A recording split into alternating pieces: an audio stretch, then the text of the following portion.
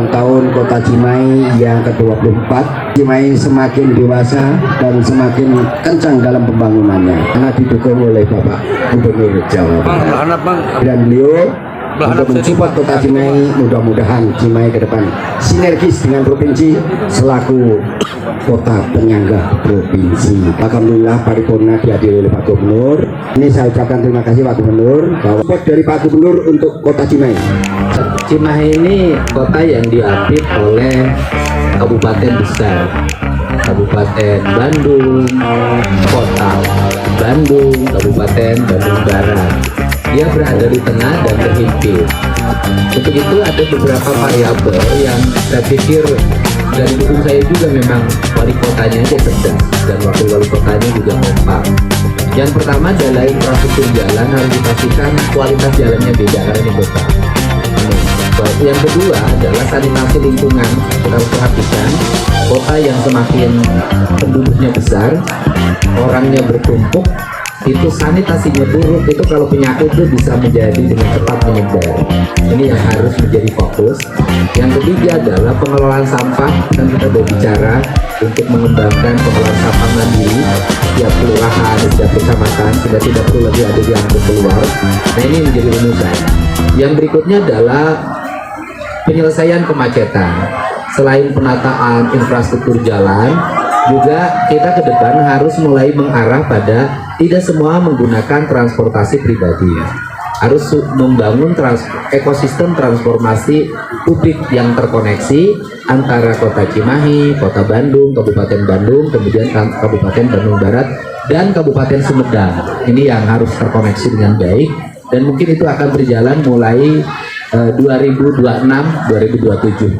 Karena ini, dan pemerintah provinsi mensupport keempat kabupaten kota ini untuk berjalan beriringan dan memiliki satu konektivitas ke transportasi publik. Kemudian yang berikutnya adalah wilayah. Jadi Kak musyawarah antara Pemkab Cimahi, Kota Bandung, Kabupaten Bandung, Kabupaten Bandung Barat untuk melakukan pembagian wilayah. Misalnya daerah ini di kabupaten ini ujung banget, kalau bahasa Sunda bujur, tapi di mata Cimahi dia adalah wajah. Nah, ini juga harus bisa dibicarakan. Ada wilayah yang bisa bekerja sama dengan Kota Bandung, ada wilayah yang bisa bekerja sama dengan Kabupaten Bandung dan Kabupaten Bandung Barat, sehingga dimungkinkan Cimahi wilayah teritorialnya bertambah, penduduknya juga bertambah. Ini penting dilakukan untuk apa?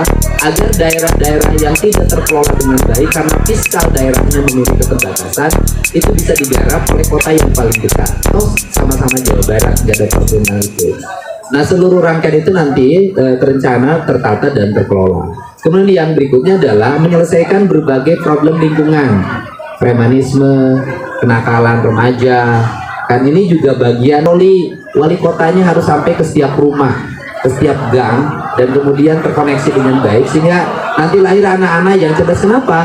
Karena potensi anak-anak mengalami kejenuhan, mengalami depresi itu tinggi karena wilayah ekosistem manusianya mengalami keterbatasan lingkup. Dia sudah di rumahnya sempit, berhimpitan dengan saudaranya, masuk gang sempit, datang ke jalan macet, datang ke sekolah juga orang banyak ruangnya sempit. Nah, ini kan diperlukan sebuah orientasi berpikir untuk menata itu dengan baik.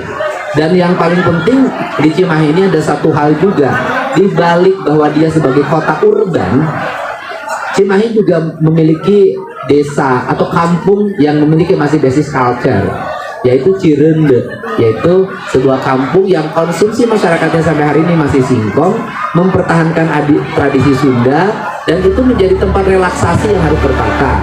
Dan saya sudah menyampaikan nanti Pak Wali Kota bersama Dinas Pariwisata Provinsi Jawa Barat untuk membranding Cirende itu. Jadi saya harapkan Cimahi itu satu, ada metropolitnya, ada pluralisme masyarakat, ada kelompok agama, kelompok budaya yang beragam, karena di sini ada orang Jawa, ada orang Palembang, ada orang Makassar, banyak di sini.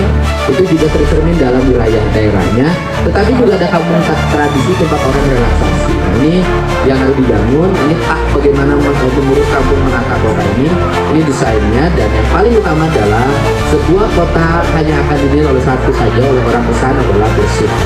Kota itu cuma bersih dan rimbun, sudah. Kalau kota sudah bersih dan rimbun, maka kota itu akan menjadi kota modern.